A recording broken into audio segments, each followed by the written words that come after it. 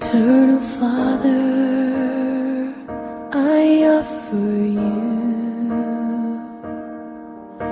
the body and the blood.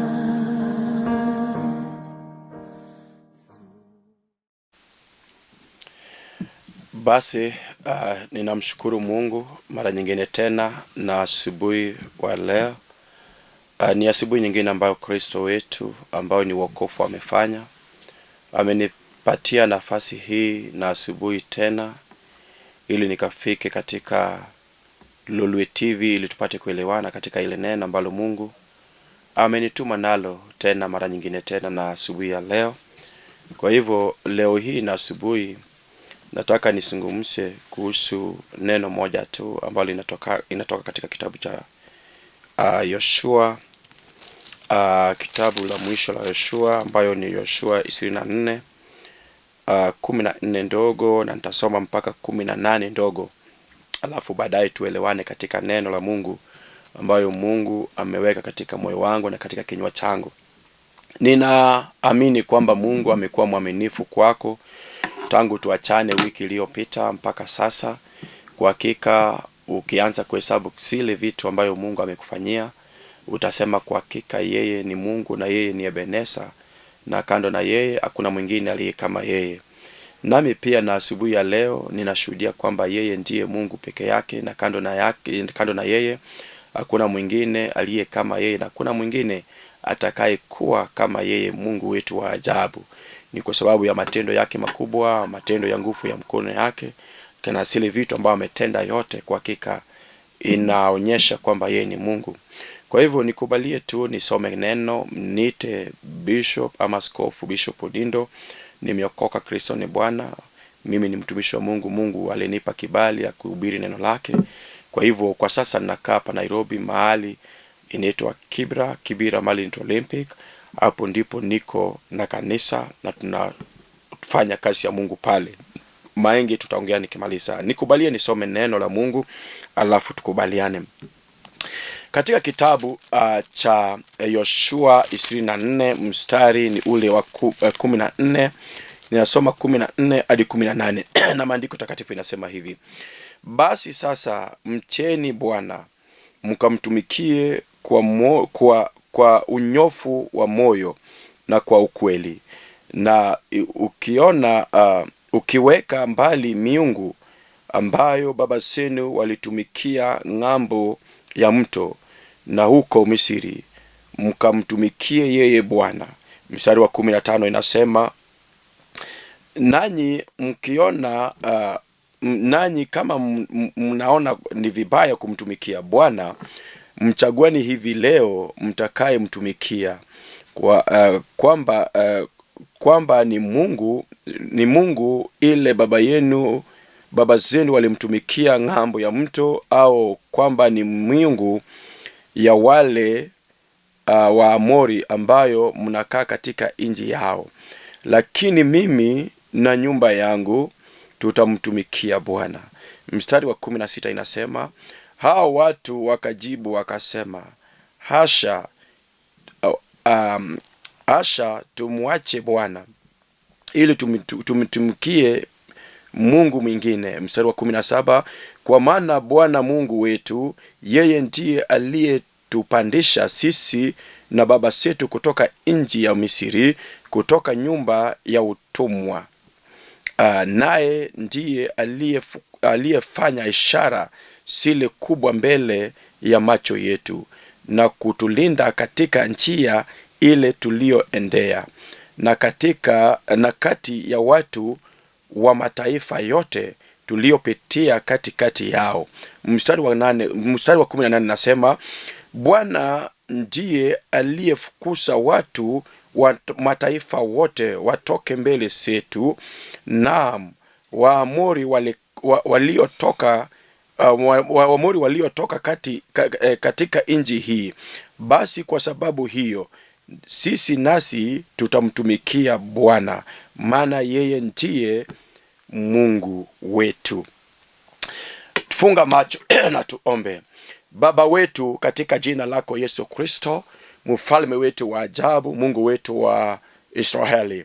Ninakushukuru ni kwa sababu ya siku nyingine tena, mfalme ambao umeifanya ukalitengesa. Niko hapa mara nyingine tena ni kwa sababu umenituma vile umekuwa ukinituma kila Jumapili wakati kama huu katika TV hii ya Lolwe TV. Mara nyingine tena mfalme umenituma, nimefika na neno ambalo umenituma nalo, neno ambalo umeweka katika moyo wangu na katika kinywa changu ni kwa sababu ya watu hawa. Kristo, nitumie kama chombo iliyo tayari kutumika, ni kwa sababu yako jemedari. Ukainuliwe, ukabarikiwe. Asante ni kwa sababu ya watu wako ambao umewapa nafasi ili wakapate kusikia neno ambalo umenituma nalo. Ukaonekane katika maisha yao, mahitaji yao, ukajidhihirishe katika yote, kwa sababu wewe ni Mungu leo na hata milele. Inuliwa Jehova, barikiwa, katika jina lako Yesu Kristo nimeomba na hata nimeamini. Amen. Basi ni asubuhi nyingine ambalo Mungu wetu amefanya, na Mungu huyo amenituma neno na tena, na ili neno ambalo nimelisoma katika kitabu cha Yoshua 24 nimesoma mstari wa 14 hadi 18. So hili ndio neno ambalo nataka tupate kulisungumzia, na mwisho tutapata kuomba pamoja na mtu moja, watu wawili, na utukufu na sifa sitamrudia Bwana. Ninaamini kwamba kama utakuwa na imani kwamba Mungu wetu ndiye Mungu anayeweza kutenda mahitaji ya moyo wako na kila kitu ambalo unahitaji, basi yeye Mungu atakutendea na asubuhi ya leo. Neno ambalo nimesoma ilifanyika wakati Yoshua alikuwa ni mtu mzee na wakati wake wa kufa ilikuwa imekaribia, na alikuwa ameongoza wana wa Israeli kutoka mji wa Misri, ama kutoka wa Musa alivyokufa mpaka wakafika katika mji wa Kanani. Basi walivyofika katika nchi ya Kanani, wakawa wamekaa pale kwa miaka mingi, na Yoshua alikuwa ni kiongozi wao, isipokuwa alikuwa anasumbuka ama alikuwa anasumbuliwa sana na wana wa Israeli, kwa sababu walikuwa ni watu vichwa ngumu, watu ambao hawako wanatii, na ni watu ambao wako tayari kulinda agano ya Mungu na zile vitu ambayo Mungu aliwaambia walivyokuwa wanatoka katika mji wa Misri. Basi Yoshua alivyokuwa anakaribia kufa ama alivyokuwa anakaribia kuondoka, akawa amesanya wana wa Israeli pamoja ili apate kuongea na wao neno la mwisho kabla hajakufa ama kabla hajaondoka. Na Biblia inasema mahali ambapo tumesoma kwamba naye Yoshua akaambia wana wa Israeli kwamba mtumikieni Bwana Mungu wenu na moyo wenu wote na moyo wenu, na mtumikie kwa ukweli wa moyo wenu. Basi na akawaambia kwamba basi mkiona kwamba sio vyema kumtumikia Mungu, basi msimtumikie. Mnaweza mkamtumikia Mungu wenu, ama mkamtumikie ama mkamwabudu Mungu ambayo ni Waamori, ama Mungu ambayo baba zenu walikuwa naomba wakati walikuwa ng'ambo ya mto. Kwa hivyo naye Yoshua anawaambia mnaweza mkachagua leo ni Mungu gani ambayo mtamtumikia. Kuna Mungu ya baba zenu ambayo walikuwa wanamwabudu ng'ambo ya mto, nayo kuna Mungu wa watu wa Amori ambayo mko katika nchi yao. Nayo Yoshua anawaambia kwamba mnaweza mkachagua, kwa sababu uchaguzi ni yenu.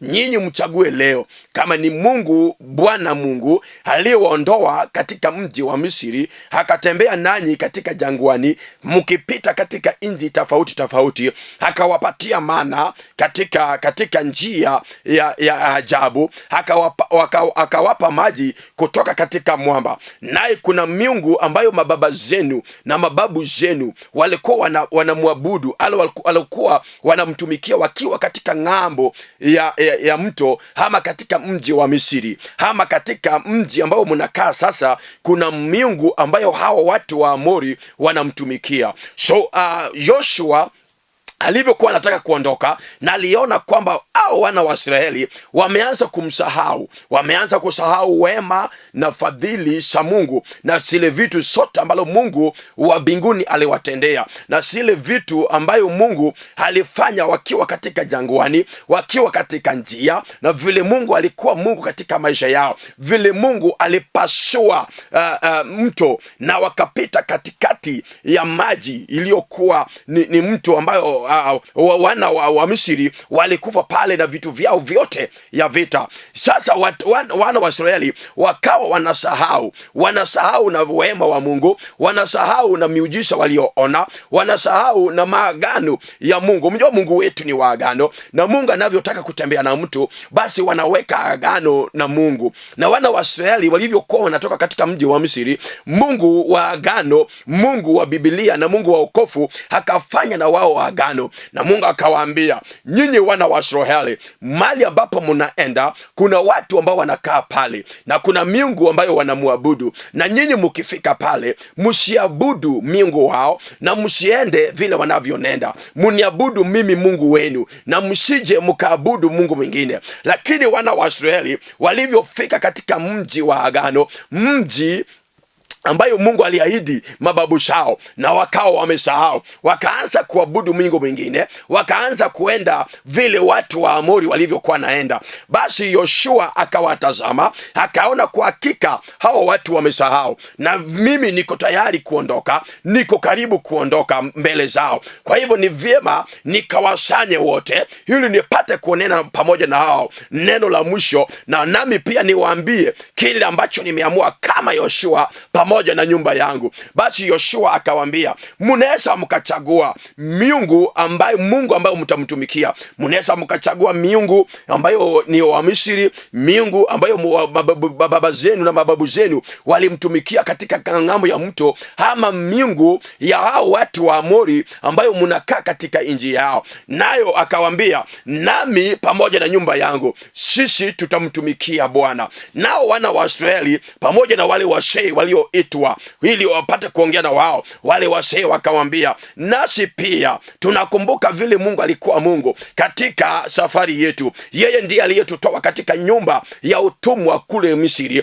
mahali ambapo tulikuwa tunafanya kazi ngumu ili ndio tupate chakula, mahali ambapo tulikuwa tunateseka mno ili tupate kuishi ama tupate chakula pamoja na watoto wetu. Nasi pia tumekumbuka vile Mungu alivyotembea pamoja nasi katikati ya mataifa akitulinda, tukipita katikati ya mataifa. Alikuwa Mungu wetu, akatupatia maana tukakula tukiwa na njaa, akatupatia maji ikitoka kwa mwamba na tukakunywa wakati tulikuwa na kiu. Akafukusha watu wa Amori na watu wote waliokuwa nakaa hapa ili tupate nafasi mzuri ya sisi pia kukaa. Basi sisi pia hatutamwacha Mungu. So wana wa Israeli wakakumbuka vile Mungu amekuwa Mungu katika maisha yao, vile Mungu amekuwa mwaminifu katika maisha yao, na wakatoka na uamuzi, wakasema, nasi pia hatutamwacha Mungu, tutamtumikia kwa sababu yeye ndiye Mungu wetu. Bwana Yesu asifiwe sana. Nami pia asubuhi leo nimekuja nikaambie mtu ili mtu apate kuchagua Mungu ambaye atamtumikia. Kwa hivyo kwa sababu tuko na watu ambayo wanasema wameokoka, lakini ukiangalia maisha ambayo wanaishi ama vile wanavyonenda, inaonyesha kwamba wako ama hawajamkubali Mungu, hawanendi katika njia ya Mungu.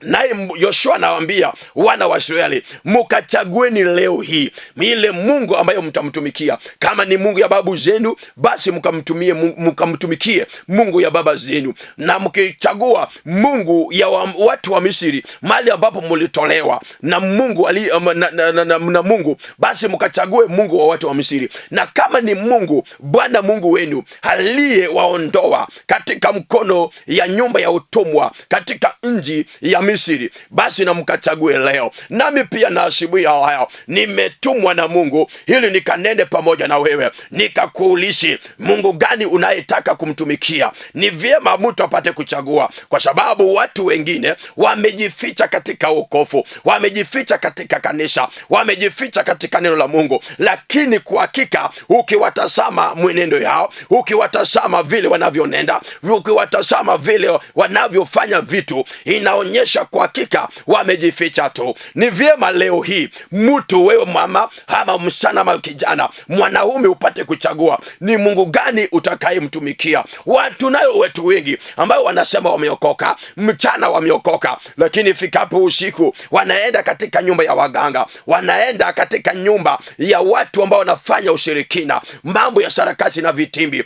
Na ikifika mchana, ikifika Jumapili, wanasema kwamba wamemkubali Kristo, na wanasema kwamba wameokoka. Kunalo wokovu ambayo mtu anaweza akatembea na wokovu akawa amemwogopa Mungu katika moyo wake, akawa anajitenga na dhambi, akawa anataka kumjua Mungu shahidi. Lakini watu wengi wanajificha katika neno la Mungu, wamejificha katika wokovu. Ukiangalia matendo ambayo wanatenda haiendani, haiambatani na wokovu. Lakini leo hii na asubuhi ya leo, Kristo amenituma na asubuhi kwamba ukachague leo. Kama ni Mungu ya baba zenu waliokuwa wanamtumikia, basi ukamtumikie. Na kama ni Mungu ya nyanya zenu na mababu zenu, basi mkamtumikie. Lakini kama ni Bwana Mungu aliyeumba mbingu na nchi, basi ukamtumikie Mungu. Ni vyema kumchagua yule ambaye utakaye kumtumikia. Naye Yoshua anaambia wana wa Israeli kwamba nami na pamoja na nyumba yangu sisi tutamtumikia Bwana.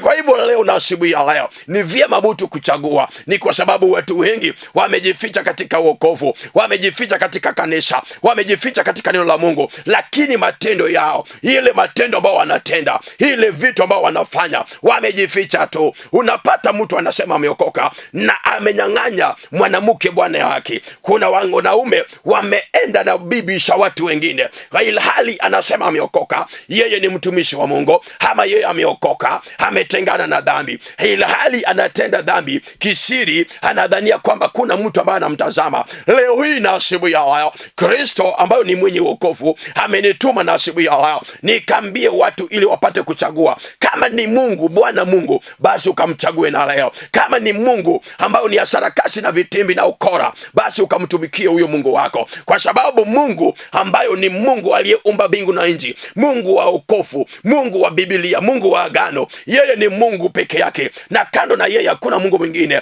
aliye kama yeye. Kwa hivyo ni vyema kuchagua. Watu wa Israeli walimsahau Mungu, wakaanza kufanya vitu ambayo Mungu aliwakataza ili wasikafanye. Na kuna watu wengi ambao wanaenda kanisani, wanajua sheria, wanajua Biblia, lakini ilhali wanajua bado wanatenda tu dhambi. Wanafanya shili vitu ambayo inachukisha Mungu tu, ile vitu ambayo inaifurahishi Mungu. Lakini ilhali wakifika Jumapili, hao ndio waimbaji wazuri, wakifika katika mkutano, hao ndio wahubiri wazuri, ama walimu wazuri. Lakini madhambi wanakunywa ni kama watu wanakunywa soda katika duka. Lakini leo hii na asubuhi, Kristo amenituma ili ukapate kuchagua. Ninataka mtu apate kukumbuka, ni kwa sababu wana wa Israeli walivyoambiwa kwamba chagueni leo yule Mungu ambaye utamtumikia. Kama ni miungu ya baba zenu, basi mkamchague leo. Kama ni miungu ambayo baba zenu walikuwa namtumikia wakiwa kule Misri, basi na mkamchague. Lakini kama ni Bwana Mungu, basi na mkamchague leo, mkamtumikie kwa moyo wenu ya ukweli, mkamtumikie mkimaanisha. Basi wana wa Israeli wakakaa chini, wakakumbuka vile Mungu alikuwa katika maisha yao, yale vitu ambavyo Mungu amefanya, vile mahali ambapo Mungu amewapitisha, ile vitu ambavyo Mungu amewapigania, na wakasema kwa hakika nasi pia hatutamwacha Mungu, kwa sababu ya zile ishara ambayo Mungu huyu alifanya mbele zetu. Alifanya ishara, akapasua bahari, tukapita katikati. Mungu huyu alileta mana wakati tulikuwa na njaa pale jangwani. Huyu Mungu alileta maji katika mwamba wakati tulikuwa na kiu. Na wana wa Israeli wakasema nasi pia hatutamwacha Mungu, sisi pia tutamtumikia, kwa sababu yeye ndiye Mungu wetu. Bwana Yesu Kristo asifiwe sana. Nami pia na asubuhi ya leo ninataka wewe msichana, wewe mama, wewe kijana, wewe mwanaume, wewe mtoto, nataka ufikirie vile Mungu amekuwa katika maisha yako. Kwa hakika kama sio Mungu, leo hii na asubuhi ya leo, wewe mwenyewe unajua vyema kwamba umekuwa umekufa kitambo, ama maisha yako ingekuwa imeisha. Hiyo kazi unafanya kama sio Mungu ingekuwa imeisha. Hiyo biashara unayofanya kama sio Mungu ambaye amenituma nikalihubiri neno lake hapa, wewe msana unajua vyema hiyo kazi ungekuwa nayo, hiyo biashara unafanya ungekuwa nayo, hiyo maisha ambayo unatembea ukifanya vitu ambavyo impendezi Mungu, hiyo maisha ungekuwa nayo. Kwa hivyo wana wa Israeli wakakumbuka, wakafikiria vile Mungu alivyokuwa, vile Mungu amekuwa katika maisha yao, na na zile vitu ambavyo Mungu ametenda katika maisha yao, na wakaambia Yoshua kwamba nasi pia hatutaki kumwacha Mungu. Ni kwa sababu kwa hakika alifanya ishara makubwa na tulimuona mbele yetu, akitupitisha katikati ya mataifa, akitenda ishara maajabu katikati yetu, nasi pia tutamtumikia. Nawe pia nataka ukumbuke, hebu kumbuka vile Mungu amekuwa katika maisha yako, katika masomo yako amekuwa mwaminifu, ameleta karo pasipo wewe kujua vile utakavyosoma. Watu wengi hawakujua kwamba watasoma wafike mahali ambapo wamefika, lakini kwa sababu ya neema tu. Bwana asifiwe sana. Sio kwa sababu ya kile ulifanya, sio kwa sababu wewe ni mzuri kuliko wengine, lakini kwa sababu ya neema ya Mungu, kwa sababu ya miujiza ya Mungu, na kwa sababu ya upendo iliyo maradufu ya Mungu ambayo alionyesha kwako, basi ukasoma ukafika mahali ambapo umefika. Kuna watu ambayo hata hawangekuwa wapate kazi, lakini kwa sababu Mungu wetu ni wa neema na Mungu wetu ni mwaminifu sana, wewe ukapata hiyo kazi ambayo unafanya sasa. Lakini kwa sababu ya kupata kazi, ama baada ya Mungu kufanyia, ama Mungu baada ya kutenda ishara na maajabu, wewe ukawa umemsahau Mungu. Kuna watu walikuwa nalia, Mungu wangu nipe kazi, Jehova nipe biashara, baba yangu nipe hii, Jehova nipe hii. Kuna wale walilia kwa sababu ya ndoa, wakamwendea Mungu, Jehova nipe ndoa, nipe mume, nipe mke. Watu wengi walilia wakiomba Mungu mambo tofauti tofauti, lakini leo tunavyozungumza na asubuhi ya watu wamemsahau Mungu. Watu wamemsahau Mungu, wanafanya vitu kinyume na mapenzi lake Kristo, wanafanya vitu kinyume na mapenzi la Mungu. Kila siku, kila jioni, kila asubuhi wanachukisha Mungu tu na matendo yao na maongezi yao na kila kitu wanaofanya. Ni kwa sababu wamesahau wema na fadhili zake Kristo. Na ndio maana Yoshua akanendea wana wa Israeli na wakawasanya pamoja na akawaambia, nimewaangalia na nikaona nikana kwamba mmesahau wema na fadhili za Mungu. Lakini leo kama Yoshua, kama kiongozi wenu aliyewaongoza mkafika katika mji wa Kanani, nami pia nataka niwaambie, ni vyema nyinyi leo hii mkapate kuchagua yule Mungu ambayo mtamtumikia. Kama ni miungu ya baba zenu mkamchague, kama ni miungu ya wale ambao mnakaa katika nchi yao, watu wa Amori, mkamchague. Kama ni miungu ambayo mlikuwa mnamtumikia mkiwa kule Misri, mkamchague. Lakini kama ni Bwana Mungu wenu, mkamchague na leo hii. Lakini wakakumbuka. Nami pia nataka kufikirie, hebu fikiria vile Mungu amekuwa Mungu katika maisha yako. Unakula kwa neema, unakula kwa miujiza, unalipa rent kwa neema, unalipa rent kwa miujiza tu, lakini umemsahau Mungu. Lakini leo hii na siku ya leo, kwa sababu Mungu ni wa neema, ukimrudia ni yeye atakukubali tu, hata kukaribisha tu mara nyingine tena. Hata ikawa umetenda dhambi mingi, ukijiangalia unajihurumia, unajiulisha, kweli Mungu huyu atanikubali tena kweli? Yeye ni wa neema sana, na ndio maana anaitwa Mungu wa neema. Hata kukubali, hata kukaribisha tena, hata kukumbatia, ni kwa sababu yeye ni Mungu. Leo hii ni vyema uchague kama ni Mungu gani utakayemtumikia. Kama ni miungu ya baba zenu, kama ni miungu ya nyanya zenu, kama ni miungu ya mababu zenu, yale miungu ambayo walikuwa wanamtumikia,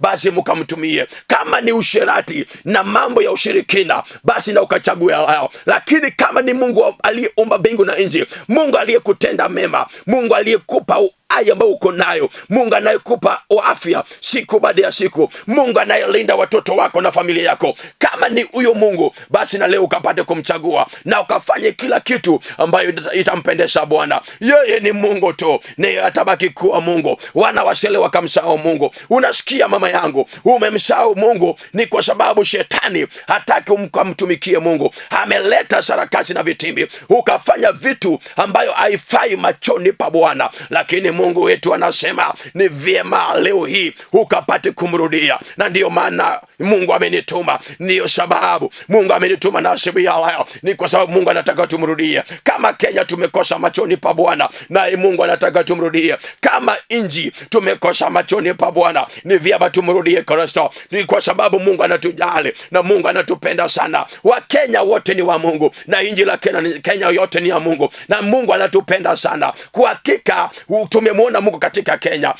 Tangu tuanze kufanya uchaguzi, hatujaifanya uchaguzi ya amani vile tulivyofanya. Inaonyesha kwamba Mungu anatupenda na upendo wa ajabu, na ndio maana Mungu amenituma tena ili tupate kumrudia, ili tupate kuchagua. Kama ni Mungu aliyeumba mbingu na nchi, aliyefanya neema kubwa na ukamwona Mungu kwa macho yako. Kuna watu walioona Mungu kwa macho, kwa sababu mahali ambapo walifika katika ukuta, wakiangalia mbele hakuna njia ya kusonga mbele, wakiangalia nyuma wanaona maadui zao imewasunguka, lakini Mungu akapenya pamoja na wao, wakaona Mungu kwa macho yao. Lakini kwa sababu pepo ambayo haipendi vitu vizuri akakuja nyumaye, akakutoa katika neno la Mungu, akakuingisha katika mambo ambayo haimfurahishi Mungu. Leo hii na asubuhi ya leo, Mungu wetu huyo wa ajabu amenituma ili nikapate kunena na mtu, nikakwambie kwamba Mungu anakupenda sana. Mungu huyu anakujali sana. Jehova wetu anakupenda sana,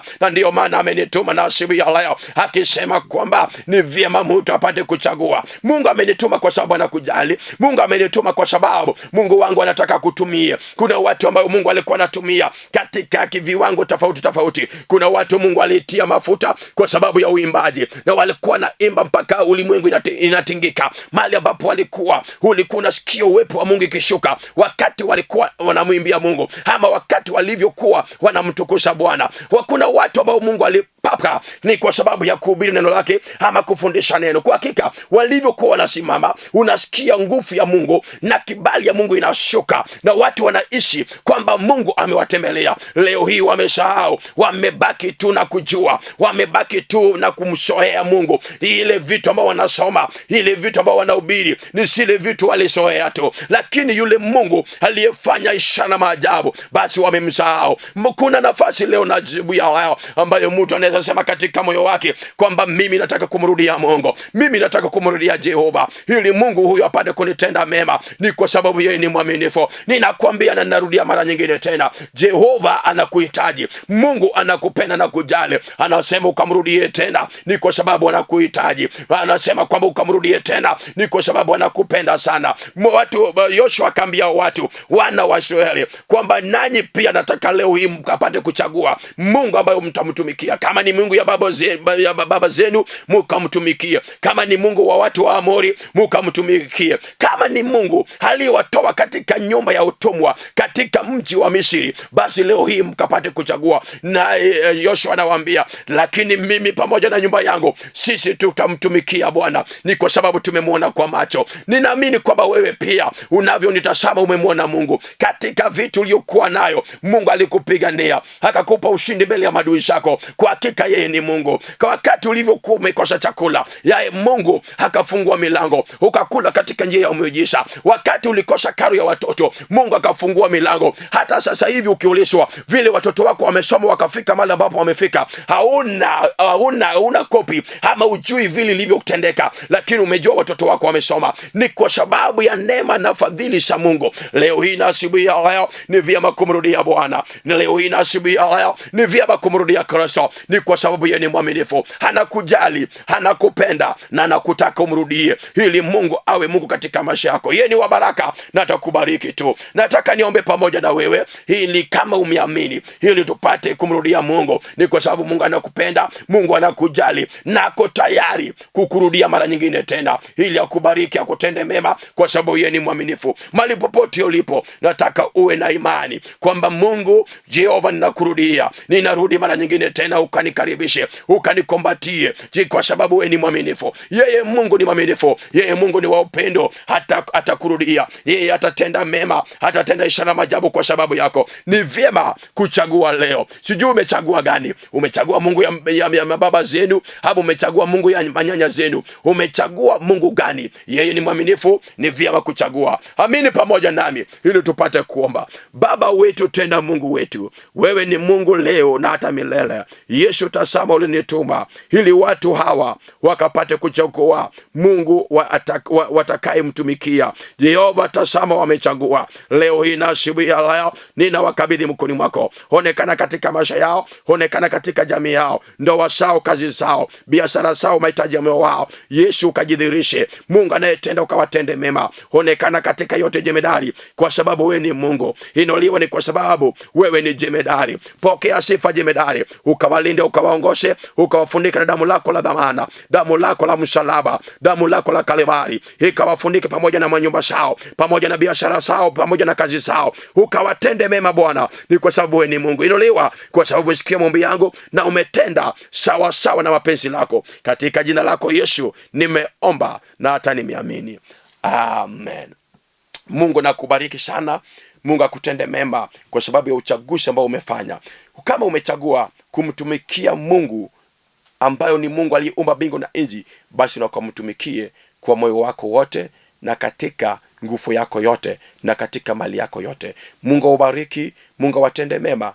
Mpaka Jumapili ijayo wakati kama huu. Shalom. Amen.